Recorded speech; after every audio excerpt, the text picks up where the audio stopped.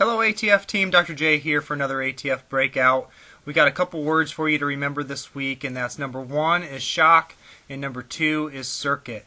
And what I mean by that is you're going to see that we have a little bit of higher volume this week. That means you have a few more reps and another set added to everything. And I want you for sure this week to do the 2 bouts of exercise. Again, try to do it in the morning, try to do it in the evening. We're trying to increase volume this week, and that's important because we're looking for something called supercompensation.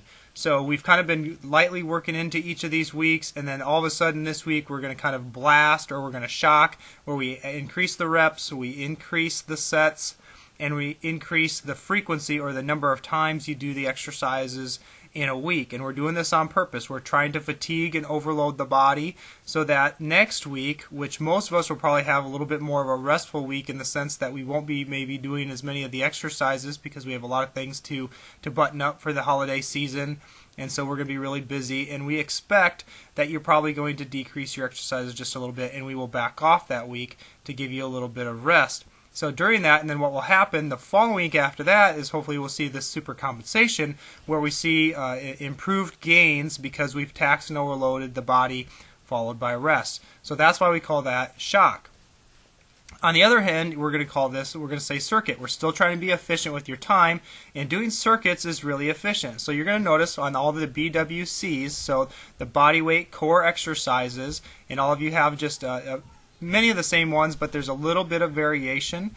But when you get to those body weight C's, we want you to treat it like a circuit. And so what I mean is start with the very first BWC exercise and work all the way through the last BWC exercise. And then once you've completed that one time around, go ahead and do that entire circuit, or start right back at the top of that BWC and work all the way down them again. That's called a circuit. So we do each exercise once, little to no rest at all in between.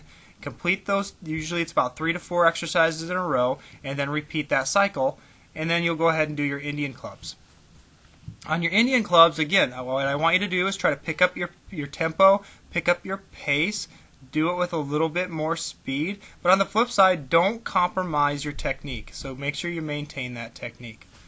To talk about this week in general, what it is that we're doing is you'll notice that we've got a lot more limb involvement, and we've got a lot more alternating limb involvement. And we're getting off the floor, so we've knocked off those dead bug exercises. We're getting off the floor more. We're getting into more bridging, more planking, and then we're adding arm and leg movement, and in some cases we're actually adding both, where we're alternating the arm with the leg.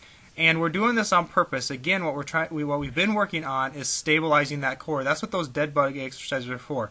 Never, ever, ever forget how to draw in. Get those hips in neutral, flatten that back, maintain that big chest. That is absolutely essential to all the exercises that we do. And then as we progress and function within our activities of daily living, we're working more on strength, and we're working more on integration and dynamic movement. That draw-in maneuver, or the ability for us to maintain neutral, is so vitally important. So as you do these exercises, always make sure that you're maintaining that position with that neutral spine, neutral hips, and big chest. Always focus on that. And then again, as they get easier, decrease contact points. Right? The fewer contact points there are, the more challenging it is. So that's what we're trying to do here. And I wanted to explain just a little bit why we're adding the limbs and what the alternating is doing. And it's start to incorporate the anterior and the posterior oblique systems. Each of us have an anterior and a posterior oblique system, and that's because our body works on diagonals. We're not robots. We don't work in single planes. We work in multiple planes at any given time. And part of that is the transverse plane or the twisting plane. So when we work the anterior oblique system, we're working the anterior oblique abs, and then we're working down across the body. So if I'm working on my right ab, and I'm going to work down and across the body, crossing the hips, and into the left anterior thigh. And that's on both sides, so essentially the front of your body makes an X. And then conversely is true on your back side. If you take your latissimus dorsi, that lat on that back, sweep it down across the middle of the hips or the sacrum and into the glute, and again making a posterior X. And when we work those alternating limbs, so we're drawing in, we're maintaining neutral posture, and we are working those limbs, we are starting to tax that oblique system. So what we've essentially started to do is I told you, we're working inside out, inside out, inside out.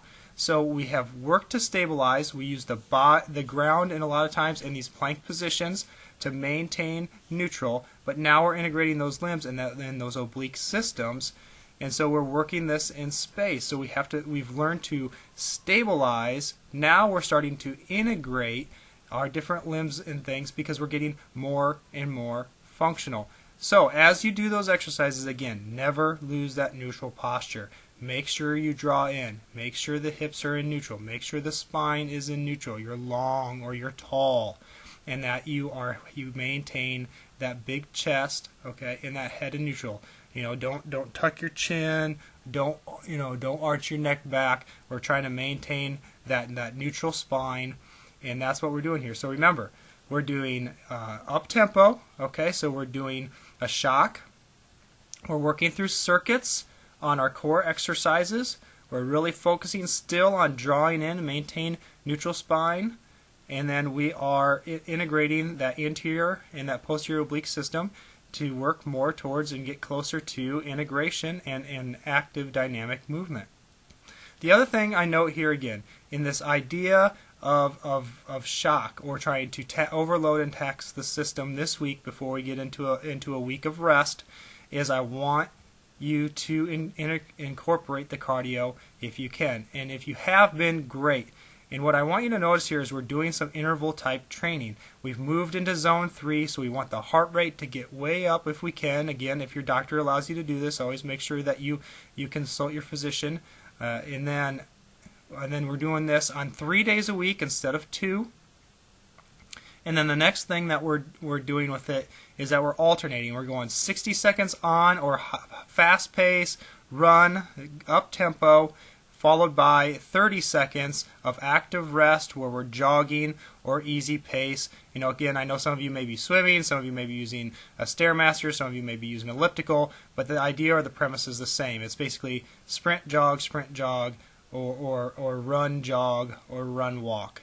That kind of pace. 60 seconds up tempo, 30 seconds easy pace, alternating back and forth. This is a great calorie burn. It's a good way to tax your system.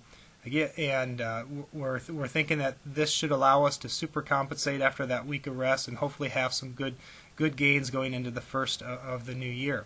So we thank you again for your participation. Always remember, you can write if you have questions, and we hope that you would continue to enjoy the program.